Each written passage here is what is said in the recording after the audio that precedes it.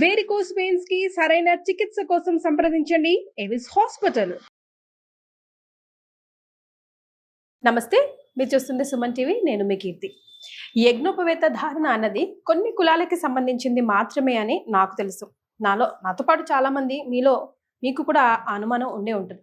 కానీ power star Pawan Kalyan మొన్న మహాకుంభమేళలో స్నానం ఆచరించిన తర్వాత ఆయన యజ్ఞోపవేతం ధారణ చేసిన తర్వాత చాలా మందికి ఒక అనుమానం కలిగింది. అదేంటి, ఎవరైనా వేసుకోవచ్చా, ఎప్పుడైనా వేసుకోవచ్చా అని. అసలు ఎప్పుడు వేసుకోవాలి, ఎందుకు వేసుకోవాలి, ఆయన ఎందుకు వేసుకోవాల్సి వచ్చింది అనే విషయాలని మనతో కులంకుశంగా చర్చించి ధర్మ మార్గంలో మనల్ని నడిపించడానికి మనతో పాటు ప్రముఖ ఆస్ట్రాలజర్ బ్రహ్మశ్రీ నందిబట్ల శ్రీహరి శర్మ గురువు గారు ఉన్నారు. నమస్తే గురుగారు. వాగర్థావివ సంపృక్తౌ వాగర్థ ప్రతిపత్తయే జగతః పితరౌ వందే పార్వతీ పరమేశ్వరౌ. సదాశివ సమారంభాం శంకరాచార్య మధ్యమాం అస్మదాచార్య పర్యంతం వందే గురు పరంపరాం. ఆదిత్యాయ చ సోమాయ మంగళాయ బుధాయ చ గురు శుక్ర శనిభ్యశ్చ రాహవే కేతవే నమః. శృంగేరి జగద్గురు పీఠాధిపతులకి, కంచి పీఠాధిపతులకి నమస్కారములు తెలియజేసుకుంటూ కార్యక్రమాన్ని ప్రారంభిద్దాం.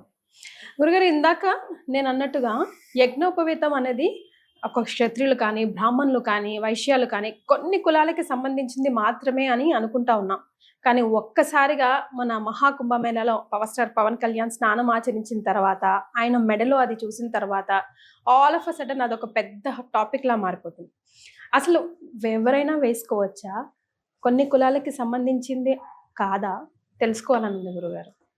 వాస్తవేనమ్మా. ఎందుకనంటే యజ్ఞోపవీత ధారణ అనేటువంటిది మన సనాతన ధర్మ సాంప్రదాయంలో ఒక భాగం. యజ్ఞోపవీత ధారణ ఎవరైతే చేస్తారో వారిని మనకు సమాజం ఎలా గుర్తిస్తుందంటే దైవ మార్గంలో ప్రయాణించేటువంటి వ్యక్తి, నియమాలని నిష్టలని పాటించేటువంటి వ్యక్తి, అన్నిటికంటే ముఖ్యంగా ధర్మాన్ని పాటిస్తూ ఇతరుల చేత ధర్మాన్ని ఆచరింప చేయగలిగే వ్యక్తులకి అది అర్హతగా, సూచికగా మనకు చెప్పబడి ఉంది. అంటే మీరు చెప్పిన దాన్ని బట్టి చూస్తే అదొక కులానికి సంబంధించింది కాదు, సనాతనానికి సంబంధించింది. సనాతనానికి సంబంధించింది. పూర్వకాలంలో మనకు ఈ వర్ణ వ్యవస్థ అనేటువంటిది ఏది లేనప్పుడు బ్రహ్మజ్ఞానం పొందినటువంటి వాడు బ్రాహ్మణుడు ఇనేటువంటిది. సో ఇక్కడ మనము చూసుకున్నట్లయితే కలియుగ ప్రారంభం కంటే ముందు కూడా అన్ని కులాల వాళ్ళు కూడా యజ్ఞోపవీత ధారణ చేసేవాళ్ళు. అవునా? అన్ని కులాల వాళ్ళు. ది బ్రాహ్మణ, క్షత్రియ, వైశ్య, శూద్ర అనేటువంటి కాకుండా అన్ని కులాల వాళ్ళు ఆచరించేవాళ్ళు. ఇప్పుడు బ్రాహ్మణ కులం నుంచే క్షత్రియ కులం పుట్టింది. అందుకనే క్షత్రియులకు ఉన్నటువంటి ఋషులు, బ్రాహ్మణులకు ఉన్నటువంటి ఋషులు దాదాపుగా 95% మంది ఒకే ఋషులు ఉంటారు అందులో.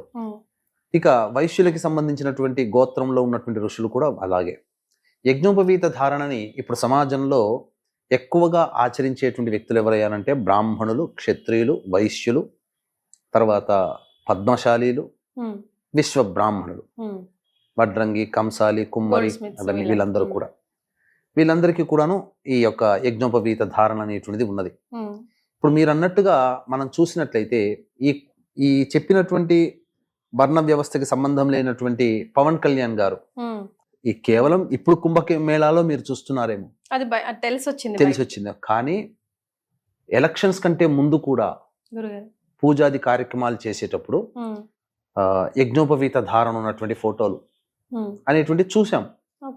అప్పుడే సందేహం కలిగింది. అసంటే సందేహం అంటే ధారణ చేయవచ్చా లేదా అనేటువంటిది కాదు. అక్కడ నియమం అనేటువంటిది ఉందా, ఎవరైనా చేయవచ్చా అన్నప్పుడు మాత్రం మనకు శాస్త్ర ప్రకారం చూసుకున్నట్లయితే ఒకప్పుడు అందరికీ నియమం ఉండేది. రాను రాను ఏమైపోయిందనంటే ఈ యజ్ఞోపవీత ధారణ చేసినప్పుడు కొన్ని నియమాలు అనేటువంటివి పాటించాలి. ఏంటి గురుగారు? ధర్మానికి కట్టుబడి ఉండాలి, మంచి స్థానంగా ఉండాలి, మంచిని బోధించాలి, మంచి చేయాలి. అంతేకాకుండా కొన్ని నియమాలను అన్నాం కదా, పూజాది కార్యక్రమాలు కావచ్చు, నిత్య నైమిత్తిక కర్మల్లో నిత్యము దేవతా ఆరాధనలో ఉండాల్సినటువంటి పరిస్థితులు కొంతమందికి నచ్చకపోయేటివి. అందుకని దాన్ని త్యజించారు. అందువల్ల ఇప్పుడు అందరికీ చెప్పుకుంటే మొత్తం మనకున్నటువంటి అన్ని కులాల్లో పై నుంచి కింది వరకు ఉన్నటువంటి అన్ని కులాల్లో కూడా ఈ యొక్క యజ్ఞోపవీత ధారణ ఉన్నది అనేటువంటిది విషయం మాత్రం సుస్పష్టం. అందులో సందేహం లేదు.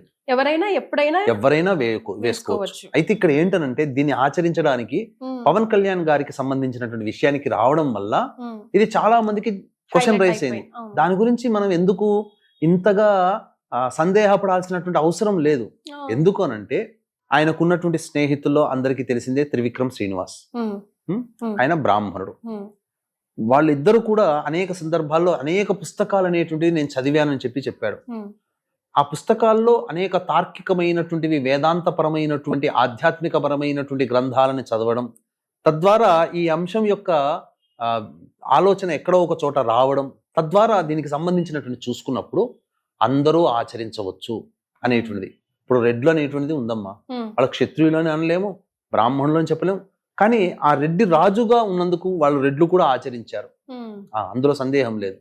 దీన్ని యొక్క విధానం వల్ల ఏంటంటే ప్రపంచానికి కూడా తెలియాల్సినటువంటి అంశం ఏంటంటే దైవ ఆరాధన, దైవానికి కట్టుబడి ఉండి ధర్మ రక్షకుడుగా ఉన్నటువంటి వాడు ఖచ్చితంగా యజ్ఞోపవీత ధారణ చేయాల్సిందే. అది కులానికి సంబంధం లేదు. మీకు ఇంకొక విషయం తెలియచేస్తానమ్మా. కాకపోతే అక్కడ ఒక చిన్న పొరపాటు ఏం జరిగిందనంటే, మనకు శూద్ర కమలాకరం అనేటువంటిది ఉంది. కమలాకర భట్టు గారు రచించినటువంటిది, ఇది ఆధారం.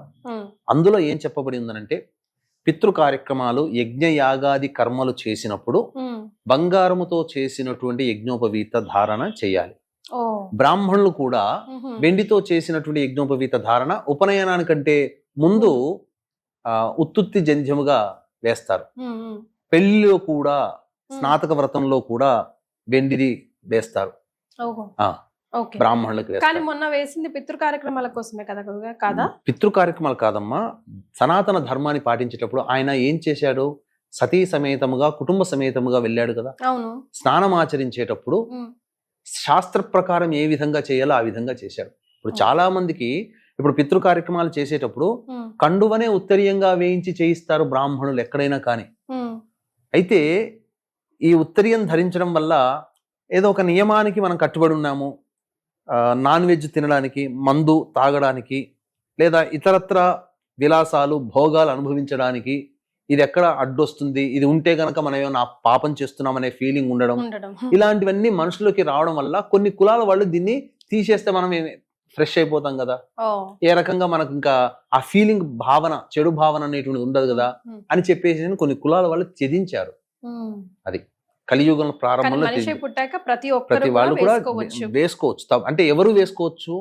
ఇటువంటి మద్య మాంసములన్నీ వదిలివేసి దైవత ఆరాధనకి కట్టుబడి ఉండి నిత్యము దేవతా ఆరాధన చేసినటువంటి వ్యక్తులు వేసుకొని అసలు దేవతా పూజలు, యజ్ఞ యాగాది క్రతువులు చేయాలంటే యజ్ఞోపవీతం ఉండాలి.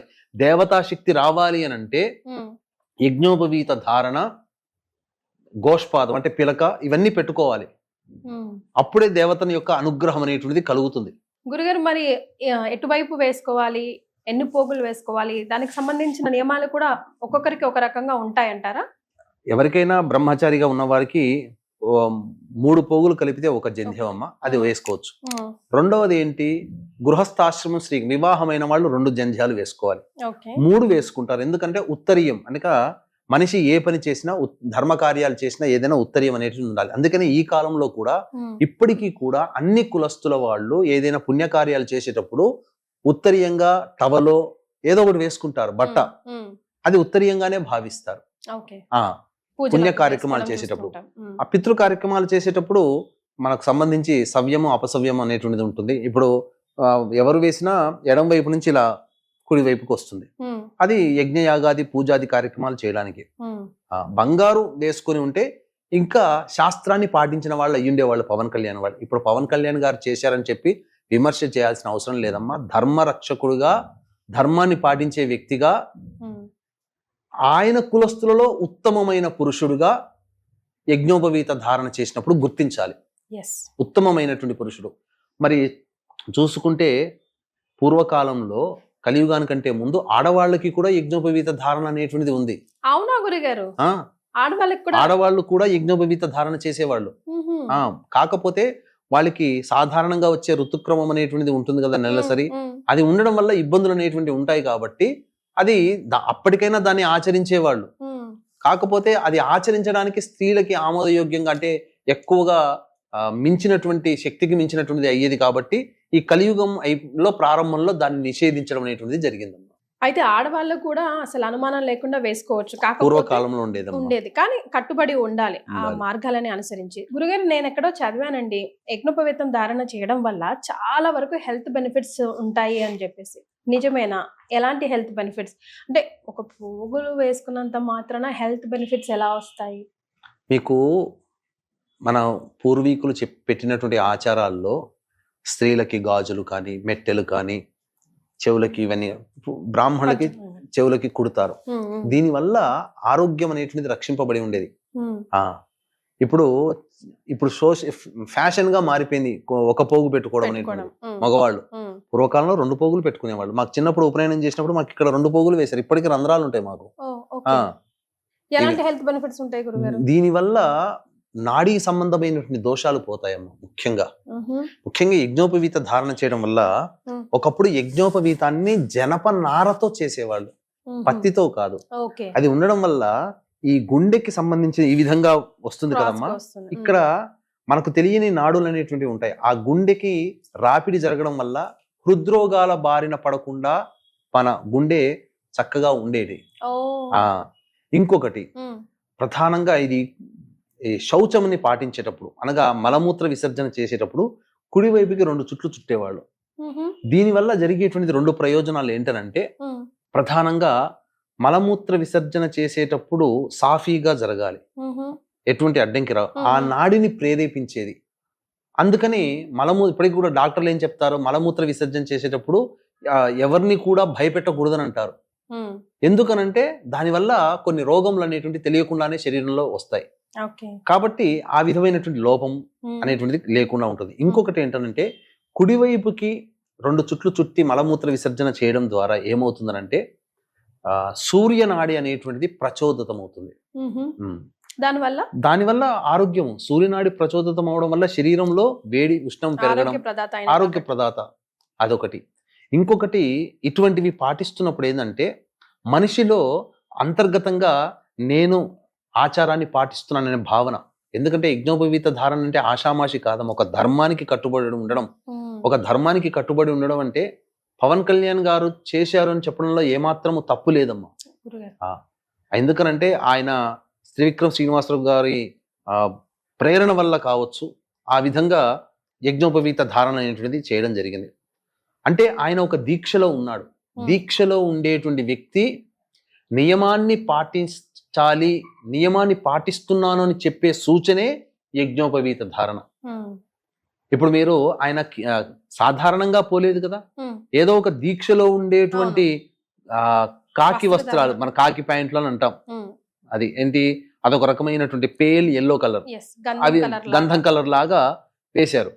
అంటే ఏంటి, ఒక సేవకుడిని సూచించేటువంటిది అది. మరి కొన్ని సందర్భాల్లో మనం చూసాము, జగన్మోహన్ రెడ్డి గారిని విశాఖ శారదా పీఠాధిపతి మన హరిద్వార్లో హిందుత్వాన్ని స్వీకరింపచేశారని చెప్పి ఆ సమయంలో కూడా యజ్ఞోపవీత ధారణ అనేటువంటిది చేసి ఉన్నారు. లేకపోతే నీకు ధర్మానికి ప్రతీక, దైవత్వానికి ప్రతీక యజ్ఞోపవీత ధారణ. అవి లేకపోతే అది దైవం అనేటువంటిది మనకు ఆపాదించబడదు. నేను దేవతా పూజలో ఉన్నాను, నేను ఒక ధర్మానికి కట్టుబడి ఉన్నాను, ఒక ధర్మాన్ని రక్షించడానికి నేను సిద్ధమై ఉన్నాను చెప్పే సూచనే యజ్ఞోపవీత ధారణ. ఆషామాషి ఇప్పుడు బ్రాహ్మణుల్లో కూడా యజ్ఞోపవీతం అంటే తీసి పక్కకు పడేస్తున్నారు. చాలా మంది క్షత్రియులు తీసి పడేస్తున్నారు, వైశ్యులు తీసి పడేస్తున్నారు. అసలు యజ్ఞోపవీత ధారణ చేయని వాళ్లే ఉన్నారు. ఒక రకంగా చెప్పాలి అంటే యజ్ఞోపవీత ధారణ చేశాడు అంటే త్రికాలములలో దేవతా ఆరాధన చెయ్యాలి. బ్రాహ్మణుడికి చెప్పినందుకు సంధ్యావందనం, మిగతా వర్ణాల వాళ్ళకి చెప్పినటువంటి విధానంగా చెయ్యాలి. ఇప్పుడు అటువంటివి ఏమీ ఆచరించకుండా బ్రాహ్మణ కులంలో పుట్టి బ్రాహ్మణ బంధువులుగా పిలువబడుతున్నారు వాళ్ళు. మరి అంతకన్నా ఆయన ఏమీ తప్పు చేయలేదు కదా.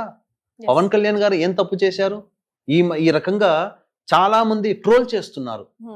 అంటే మన ధర్మాన్ని పాటిస్తున్నా కూడా, అంటే ఒక హిందువుగా పుట్టి హిందూ ధర్మంలో భాగమైనటువంటి యజ్ఞోపవీత ధారణని చేస్తే తప్పు పట్టి ఇంకా కూడా కుల వివక్ష ఉంది మన సమాజంలోని వేలెత్తి ఇండైరెక్ట్ గా చూపిస్తున్నారు.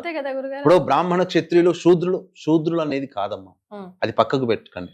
బ్రాహ్మణ క్షత్రియ వైశ్యులే ఆచరించాలి, మిగతా వాళ్ళు ఎట్లా ఆచరిస్తారు అనంటే మిగతా వాళ్ళని వేరు చేసినట్టుగా ఇక్కడ ఎవరో ఆపేక్ష చేసినట్టు, ఎవరో ఆక్షేపణ చేసినట్టు. ఇక్కడ ఎవరు ఆక్షేపణ, ధర్మం వీటన్ని ఎవరు ఇప్పుడున్నటువంటి బ్రాహ్మణ క్షత్రియ వైశ్యులు కాదా ధర్మం గురించి మాట్లాడితే, అసలు ధర్మం గురించి మాట్లాడాల్సి వచ్చినటువంటి పరిస్థితే వస్తే శూద్ర కులంలో పుట్టి ఈ రోజున ఎంతో మంది మునీశ్వరులైన వాళ్ళు కూడా ఉన్నారు. వాళ్ళని కూడా మనం ఆరాధిస్తున్నాం. ఫర్ ఎగ్జాంపుల్ చాలా మంది ఉన్నారమ్మా ఈ రోజున మనం చెప్పుకోదలిస్తే. ఎందుకనంటే చాలా మంది వేదం నేర్పియలేదు, వేదం వింటే ఏదో సినిమాలో జయం మన సినిమాలో గనక వేదం మంత్రాలు చదువుతుంటే నాలిక కోసారని, చెవుల్లో సీసం పోసారని ఇవి చేయలేమా. బ్రిటిష్ వాడు ఆడిన నాటకాలలో పన్నాగాలలో ఇదొకటి. పూర్వకాలంలో ఇప్పటికీ కూడా, ఎందుకనంటే ఈ మన ప్రసార మాధ్యమం ద్వారానైనా కానీ కొన్ని నియమాలు అనేటువంటివి తెలియాలి. గురుగారు, మన వేదాలలో శూద్రులుగా పుట్టి బ్రాహ్మణులుగా మారిన వాళ్ళు ఎవరైనా ఉన్నారా? చాలా మంది ఇదే చెప్తుంటుంటారమ్మా. మనకేంటంటే బ్రాహ్మణ క్షత్రియ వైశ్యులకి మాత్రమే మంత్రాధికారం కలగజేశారు, మరి మిగతా వర్ణాల వారికి ఎవరికి కూడాను ఈ యొక్క వేద విజ్ఞానాన్ని ఇవ్వలేదు. ఎంతో గొప్పదైనటువంటి విజ్ఞానాన్ని అసలు శూద్రులకి ఎవరికి కూడా అందించలేకుండా వీళ్ళు మాత్రమే దాన్ని పొంది మమ్మల్ని ఒక సేవకుల్లాగా చూశారు అని చెప్తున్నారు. అటువంటి వాళ్ళకి కనువిప్పు కలిగించేదే ఇప్పుడు మనం చెప్పుకోబోయేటువంటి విజ్ఞానం అమ్మ. ఎందుకనంటే ప్రామాణికం. ఇది ఇందులో ఏమాత్రము కూడా అసత్యము లేదు, అంతకంటే అధర్మము కూడా లేదు. అంతా సత్యమే, ధర్మ ప్రకారమే మనం చెబుతున్నాం. అందుకని ఇకనైనా కానీ ఇక ఈ వీడియో చూసిన తర్వాత పవన్ కళ్యాణ్ గారు యజ్ఞోపవీత ధారణ చేశారు, అర్హుడా కాదా అని చెప్పే డిస్కషన్స్ అవన్నీ మానుకోండి. ధర్మానికి రక్షకుడుగా, ధర్మాన్ని పాటించే వ్యక్తిగా, ధర్మానికి రక్షకుడు అవన్నీ పక్కకు పెట్టండి. ధర్మాన్ని పాటిస్తున్నాడా లేదా? అతనేమి ఒంటిగా పోలేదు, ఒంటిగా రాలేదు. భార్యా సమేతముగా సంతానంతో సహా కూడుకొని వెళ్ళి ధర్మాన్ని తాను ఆచరిస్తూ, గుర్తుపెట్టుకోండి, ఏ వ్యక్తి అయినప్పటికీ కూడా ధర్మాన్ని నియమాన్ని తానొక్కడే ఆచరించకుండా తన కుటుంబము చేత కూడా ఆచరించగలిగినటువంటి వ్యక్తే ధర్మాన్ని పాటిస్తాడు, ప్రపంచాన్ని కూడా పాటింప చేస్తాడు, సమాజాన్ని కూడా ఉద్ధరిస్తాడు అనేది ఒక సంకేతము. ఒక ప్రధానంగా ఇది ఒక రకంగా చెప్పాలి అని అంటే ఇది ఒక విషయ జ్ఞానాన్ని అందరికీ తెలియచేస్తున్నట్టే లెక్క. పవన్ కళ్యాణ్ గారు ఒక్కరే వెళ్ళలేదు, గుళ్ళ చుట్టూ ఒక్కడే తిరగలేదు, అంతే కదమ్మా. సతీ సమేతంగా వెళ్ళాడు. కానీ అజ్ఞానాంధకారములో కొట్టుమిట్టాడి టీనేజ్ వయసులో ఉన్నటువంటి పిల్లవాడికి అన్ని దేవాలయాలు తిప్పుతున్నాడు.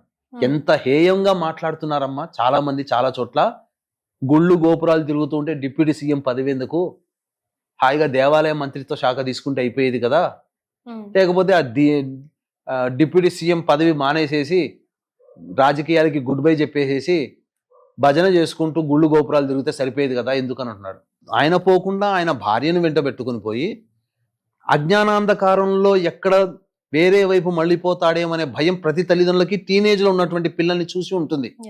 తన కుర్రవాడికి, తన పిల్లవాడికి తను ఎలాంటి వస్త్రధారణ ఉన్నాడో ఆ అబ్బాయికి కూడా అలాంటి వస్త్రధారణ ఇప్పించి చేయించి అన్ని దేవాలయాలు తనతో పాటు తిప్పుకుపోతున్నాడే. ఒక తండ్రిగా బాధ్యత నిర్వహిస్తున్నాడు కదా, ఒక భర్తగా బాధ్యత నిర్వహిస్తున్నాడు కదా. అందుకు సంతోషించాలి, అందుకు ఆనందించాలి. అది వదిలిపెట్టి దరిద్రమైనటువంటిది మాటలన్నీ మాట్లాడి ఇంకా మన హిందూ ధర్మాన్ని, ఇంకా బ్రాహ్మణులు, ఇంకా క్షత్రియులు, వైశ్యులు ఇంకా ఏదో కమెంట్ చేస్తున్నారు అనేటువంటి నెగిటివ్ని ఇంకా జనాల్లోకి ఇస్తున్నారు. ఇప్పుడు నేను చెప్పబోయేటువంటి ఋషుల పేర్లు గనక చదివితేనమ్మా అసలు ఎవరు బ్రాహ్మణులు ఎవరు శూద్రులు అనేటువంటి విషయం మీకు తెలిసిపోతుంది. ఆ కాలంలో కూడా శూద్రులు ఇంత గొప్పగా వెలుగొందారా? అసలు శూద్ర కులంలో పుట్టినటువంటి వ్యక్తి ఒక వ్యక్తి బ్రాహ్మణులై ఋషులయ్యారా అనే విషయం మీకు తెలుస్తుంది. ఉదాహరణ మీకు తెలియదు, ఎందుకంటే అన్ని చెప్పాలంటే అన్ని నేను గుర్తు పెట్టుకోలేను కదా, నేను రాసుకొచ్చుకొని పెట్టుకున్నానమ్మా.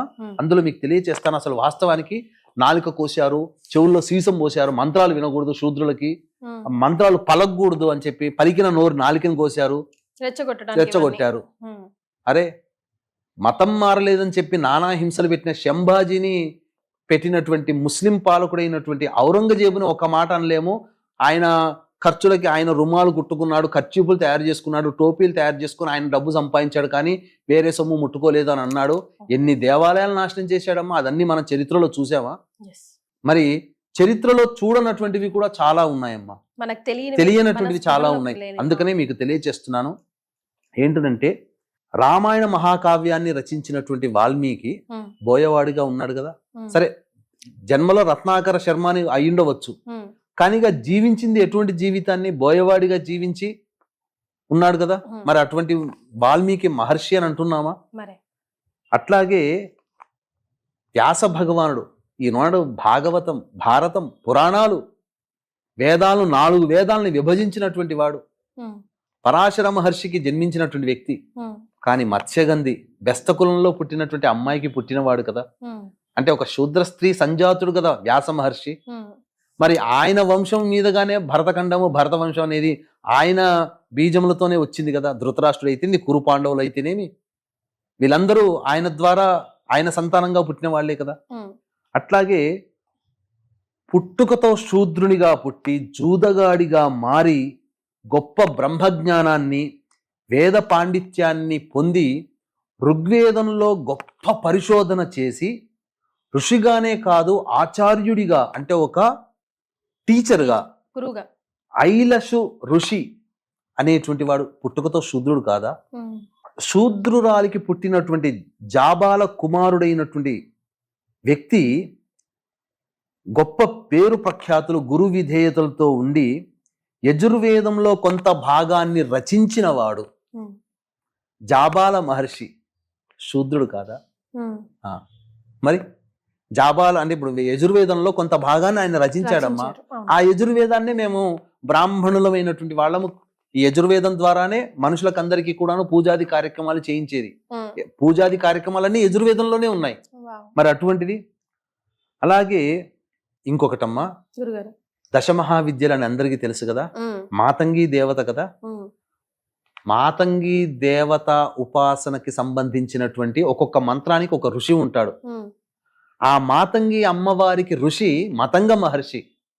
సాక్షాత్తు పార్వతీదేవిని తన గర్భాన పుట్టవనంటే అమ్మవారు వరమిచ్చి పార్వతీదేవి ఆయన కుటుంబంలో పుట్టిందమ్మా. మరి అంతకన్నా గొప్ప, మరి ఆయన శూద్రుడే మతంగ మహర్షి. మరి పార్వతీదేవి ఆయన కుటుంబంలో పుట్టింది, ఆయన భార్యకు పుట్టింది. మనం ఈ వీడియో ద్వారా చెప్పదలుచుకుంది ఒకటే కదా గురుగారు, ఏంటంటే యజ్ఞోపవేత ధారణ అన్నది అసలు ఒక సవాలు. సనాతన ధర్మాన్ని ముందుకు తీసుకువెళ్ళడానికి అది వేసుకోవాలంటే ఆషామాషి పని కాదు. ప్రతి ఒక్కరు వేసుకోలేరు, ఎందుకంటే ప్రతి ఒక్కరు అంత పాజిటివిటీతో అంతగా ఆ ధర్మాన్ని పాటించడానికి ఆ బాధ్యతని తీసుకోలేరు. కాబట్టి పవర్ స్టార్ పవన్ కళ్యాణ్ గారు మనందరికీ తెలిసిందే. నా దృష్టిలో అయితే నాకు ఒక కారణ జన్మలాగానే చూస్తాను. ఇప్పటికీ చాలా మంది పాటించే వాళ్ళు ఇప్పటికీ అన్ని కులస్తులు ఉన్నారమ్మా. కమ్మవారు లేరా? కమ్మ కులస్తుల్లో ఈనాటి కూడా వాళ్ళింట్లో పూజాది పెళ్లిళ్ళు అవుతే వాళ్ళింట్లో కమ్మ వాళ్లే బ్రాహ్మణులుగా ఉండి పురోహితం నడిపినటువంటి వాళ్ళు. ఒక సందర్భంలో ఎన్టీ రామారావు గారు సకాలానికి బ్రాహ్మణుడు రాకపోతే, ఇప్పుడు చిట్టిబాబు గారు అని ఉన్నారు కదా, ఆయన వస్తుంటుంటారు పెద్ద ఆయన, వాళ్ళ నాన్నగారు త్రిపురనేని వారు, వాళ్ళ నాన్నగారు ఉండి ఎన్టీ రామారావుని పిలిపించి, బ్రాహ్మణుడు రాలేదయ్యా నువ్వు చేయించు వివాహం అంటే ఎన్టీ రామారావు కూర్చొని వేద మంత్రాలు నేర్చుకున్నాడు. ఎన్టీ రామారావు ఆయన ఉండి దగ్గరుండి పెళ్లి జరిపించాడు. ఈ విషయం ఎవరికైనా తెలుసా? ఎవరికీ తెలియదు. ఇవన్నీ కూడా ప్రతి కులస్తుల్లో ఉన్న ధర్మాన్ని ఇప్పటికీ కూడా యజ్ఞోపవీత ధారణ ఎవరైనా చేయొచ్చు. కాకపోతే ఒక ధర్మాన్ని పాటిస్తూ జీవితాంతం ధర్మాన్ని కట్టుబడి ఉండాలి. అంటే మద్య మాంసాలు వదిలేయాలి. వదిలేయగలిగే ఉంటుందా? ఆదివారం రాగానే నాలిక తిరగబడిపోతుంటది. అంటే ఇక్కడ మనము తప్పుపడుతున్నట్టని కాదు, అసలు తినకూడనటువంటి రోజే ఆదివారం. ఆదివారం రోజునే ఇంకా అసలు పొద్దుగూకక ముందే షాపుల ముందు నిలబడుతుంటాం మనం. చాలా తప్పమ్మా. అంటే మాంసాహారం తినే వాళ్ళని విమర్శన చేయడం కాదు ఇక్కడ. దీని అర్థం ఇక్కడ వీక్షించేటువంటి ప్రేక్షకులలో గమనించాలి ఏంటంటే, మనకు మిగతా రోజులు ఉన్నాయి, ఆదివారం మాత్రం తినకండి. అసలు మాంసాహారం తినడం వల్ల జీవహింస జరుగుతుంది. అది ఎంతటి ప్రారబ్ధ కర్మని మోస్తున్నామో మనకు తెలుసమ్మా తెలియకుండానే. జైన మతస్థులు గాలి కూడా పీల్చుకుంటే గాలిలో కూడా జీవులు వెళ్ళిపోయి చనిపోతాయి శరీరంలోకి అని చెప్పి ముక్కు మూసుకుని వాళ్ళు పెట్టుకుంటారు. కరోనా వచ్చిన తర్వాత మనం మాస్కులు వేసుకున్నాం. అసలు జైన మతస్థులు పుట్టిన దగ్గర నుంచి వాళ్ళు ఆచరించగలిగితే మాస్క్ వేసుకునే ఉంటారు పుట్టిన దగ్గర నుంచి. అవును కదా గురుగారు, జైన మతస్థులమ్మా. మనం కరోనా వచ్చిన తర్వాత మాస్కులు వేసుకున్నాం, కానీ వాళ్ళు జైన మతస్థులు వాళ్ళు ఆచరించేటప్పుడు వాళ్ళ ధర్మానికి పుట్టిన దగ్గర నుంచి కూడా వాళ్ళు మాస్కులు వేసుకునే ఉంటారు. వాళ్ళు ఎస్. సో ఫైనల్ గా మనం ప్రేక్షకులకి ఈ వీడియో గురించి చెప్పాల్సి వస్తే ఒక మాటలో ఏం చెప్తారు గురుగారు? ఒక్క మాటలో చెప్పాలనంటేనమ్మా, యజ్ఞోపవీత ధారణ దేవతా కార్యక్రమములందు దైవమందు బద్ధుడై ఉన్నాను, దైవానికి నేను దాసుడని, నేను ధర్మాన్ని పాటిస్తున్నాను, నేను ధర్మాన్ని రక్షిస్తున్నాను అనే భావన ఎవరికైతే ఉంటుందో వాళ్ళందరూ కూడా ఆచరించవచ్చు. ఎస్. యజ్ఞోపవీత ధారణ చేయడంలో తప్పులేదు. కాకపోతే ఇతర కులస్తులకి బంగారంతో చేసినటువంటి యజ్ఞోపవీత ధారణ చేయవచ్చు అని చెప్పి, అది కూడా పితృ కార్యక్రమాలు నైమిత్తిక యజ్ఞ యాగాది క్రతుల యందు ధారణ చేయవచ్చు. ఎల్లప్పుడూ పవన్ కళ్యాణ్ గారు ఎల్లప్పుడూ నేను అనుకోవడం ఏంటనంటే, సందర్భాలు చాలా తక్కువ, బట్టలు విప్పి స్నానం ఆచరించే సందర్భాలు ఇప్పుడు చూసాం, కానీ సాధారణంగా మనం చూడలేము. కానీ అతను ఒక దీక్షగా ఉన్నప్పుడు మాత్రం యజ్ఞోపవీత ధారణ చేస్తాడు. దీక్ష విరమించిన తర్వాత దాన్ని తీసివేయవచ్చు గాక, కానీ నేను దీక్షలో ఉన్నానని సూచించే ప్రతీకగా ఈ సంబంధించినటువంటి యజ్ఞోపవీత ధారణ ఎవరైనా చేయవచ్చు. కాకపోతే కమలాకర భట్టు గారు చెప్పినటువంటి దాని ప్రకారం అయితే బంగారు యజ్ఞోపవీత ధారణ చేసి ఉంటే ఇంకా ఖచ్చితమైన ధర్మాన్ని ఆయన పాటించి ఉండేవారని చెప్పవచ్చు. ఎన్నో పవిత్రమైన విషయాలు ఈ వీడియో ద్వారా నాకు అటు సుమన్ టీవీ ప్రేక్షకులకు తెలియజేశారు గురుగారు. ధన్యవాదాలు. సర్వం శ్రీ ఉమామహేశ్వర పరబ్రహ్మార్పణమస్తు.